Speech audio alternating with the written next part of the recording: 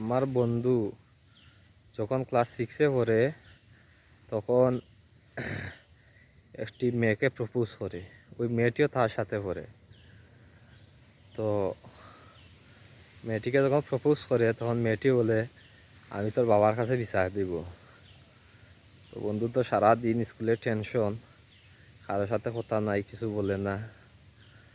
School ছুটি হয়েছে, ও বাড়িতে গেছে। ওর বাবা প্রাইমারি স্কুলে টিচার ছিলেন।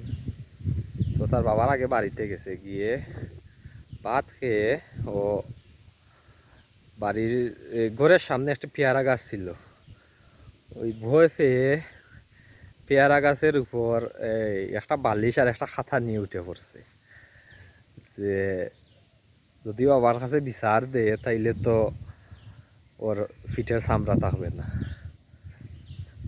ও কিছুক্ষণ পর ওর বাবা স্কুল থেকে আসেন, এসে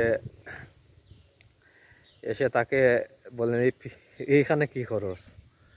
তো ওর কিছু বলে না। ও মানে বাবার কথার ভঙ্গিটা বুঝতে চাইছিল যে বাবা কি রেগে আছেন না ঠিকঠাক আছেন। তো বাবা খাওয়া দাওয়া করছেন, খাওয়া দাওয়া করে যখন আবার বাইর হয়েছেন, বাইর হয়ে বলেন যে এই পেয়ারা গাছের উপরে কি খরচ, নামস না কেন? তারপর ও বুঝতে পারছে যে না, বিচার এখনো দে নাই, পেয়ারা গাছ থেকে নামছে। পেয়ারা গাছ থেকে নামার পরের দিন ভয়ে ভয়ে স্কুলে গেছে। এখন স্কুলে যাওয়ার সময় আবার দেখে ওই মেয়েটি তাকে একটি চিঠি দিছে যে মানে তাদের প্রেম হইছে।